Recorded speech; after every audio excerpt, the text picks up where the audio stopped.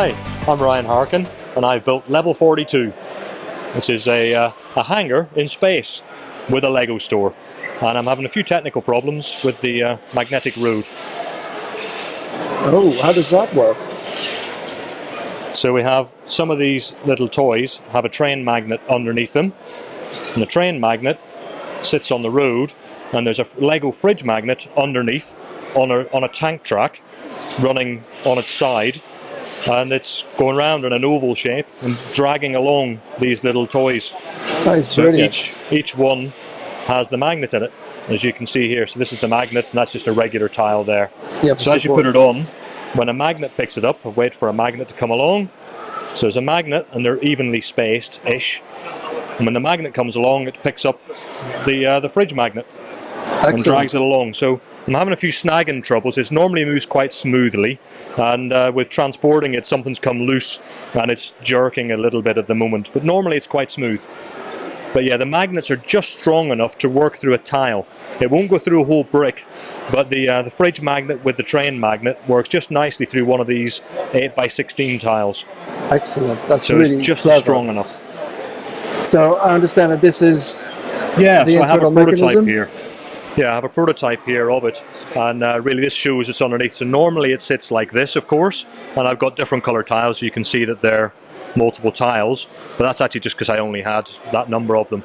But you can see as the track comes along and it spins, and then if I look on this side, you can see this is the Lego fridge magnet here, which I can take off like so, and you can see it's a Lego fridge magnet there. Right. And then it's just got some little studs that go into the track like so, and then it spins around like that. So this one's running quite smoothly. Unfortunately, the one that's in my model is snagging at the moment because something's come loose. But yeah, so it runs around like that, and of course there's a motor on there, and yeah, it's running along like so. That's very clever. Yeah, but I say this tile is just thin enough here that you can get the fridge magnet and the train magnet to sort of to bind quite nicely. But the little toys can't be too heavy. If they're too heavy, then it won't drag it along. So that's why they're all quite small, all of these things. But it does make them quite fun because it stopped working again. Yeah, it stopped working again. There we go. Yeah, this one's my favorite, really, like a little scooter thing, you know. And so I originally designed them with wheels, but what happens is on the turnarounds inside these little corridors here, on these turnarounds in here, if you have wheels on it, the rubber sort of snags, and then it won't turn the corner properly. Right. So that's why I moved them to all be floating vehicles. Which is more sci-fi anyway. Yeah, exactly. It's more sci-fi, And I off think. it goes. Yeah. So what else is there? So, yeah, so we have various different rooms, and we've got Black Ops up at the top here, and it's of course the guys doing their top secret stuff. Yeah. And then directly below that is the recreation room. So it's a snooker table that I stole from a modular building, and then modified it very slightly. That's from the detective's office then, That's isn't it? correct, yeah. Yeah. And I changed the tiles ever so slightly. Then we have the brown mouse is running after a bit of cheese, and the cat running after a mouse. So it's a game of cat and mouse. So And then we've just got an office block over here. So you have just standard operations happening. And we've got a server cabinet at the back here, you know, on both floors.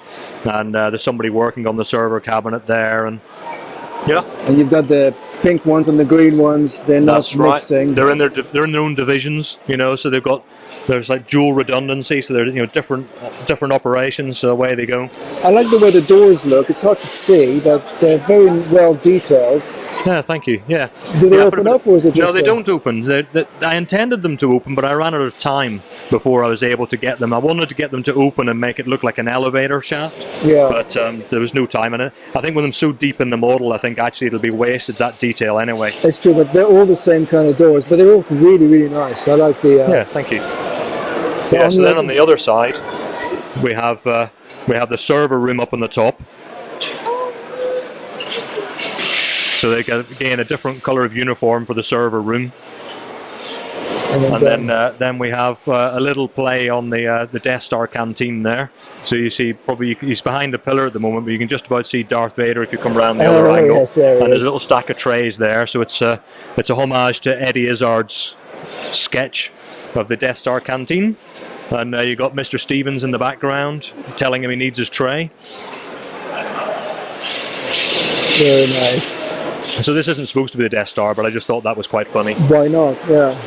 Well, you need some army to protect everybody. Yeah. So we're at the top here, we got a bar then, Yes, this is an Irish pub, because Irish pubs get everywhere, right? So why wouldn't there be one in space? Oh, I like the Guinness as well that you've got in there. Yeah, so I've forgotten to put the minifigures into the rooms here, so there's normally minifigures in that room, but I'll put them in after we've finished this this video. And then the main attraction is my Lego store. So again, you know, Lego stores have to be everywhere, right? Yeah, you did say there was a Lego store in space, so here we are. With a pick a brick wall.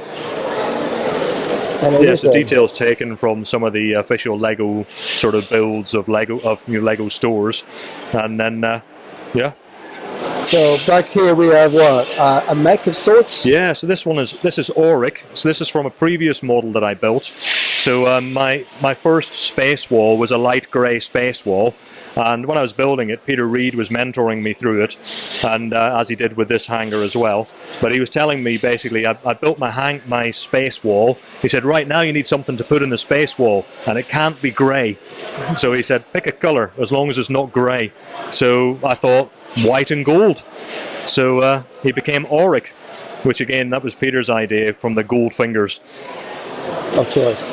And Auric Goldfinger is the play on words there, because he's from James Bond, basically. And then you just have lots of cargo around and some people standing around chatting on their lunch break or whatever, you know. And then the spaceship. And this spaceship is actually the whole reason why I built this hangar in the first place. And the spaceship has ended up being dwarfed because it's just a tiny little thing. But yeah, I started off with a spaceship, and then I built the landing pad with the uplighters and the landing pad. Oh, I just noticed that we got lights just underneath it. Yeah, that's right. So I built the landing pad as my second bit, and then from the landing pad I thought, well, if I'm going to photograph this model, I certainly need to have more than just a landing pad. So I came across the idea of having obviously the hangar entrance, and when I displayed this one in Leicester at the Space Museum, I just had a photograph as the backdrop, but I decided this time a Raspberry Pi with a video on it would be nice as well. No, it's quite effective actually, and all the animation just draws you in, really. You want to see more. No, these people are enjoying themselves. I mean, they could be in the pub up there, wouldn't they? Yeah, that's right. Then that's probably where they should be. They got their lunch break going on, as I said earlier, but they're the ones. The other guys over there didn't have any lunch, but yeah. So how long did it take you to build all this? So I started in, I think it was after this show last year. So I started in October, and then I had it ready in time for the Leicester show on St. Patrick's Day, which is why it was an Irish pub. Right. Because I had nothing to put in that room. I think, what can I put in there? I thought, well, it's St. Patrick's Day, we're doing the show. I'm Irish, we'll have an Irish pub.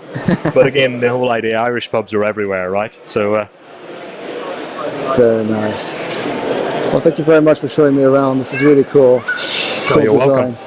And I think after we've done this, I'm going to work out why I've broken my magnetic road.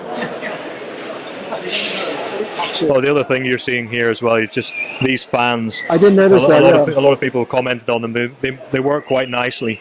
But I'm also using ship steering wheels sort of thing, rather than using standard fan elements or the usual blades. As well, I thought that was just a little bit different. No, it looks quite effective, and the look, you can see like, well, you need ventilation in space. Of course. Get all the air going through. Very nice. Brilliant design. Thank you very much. You're welcome.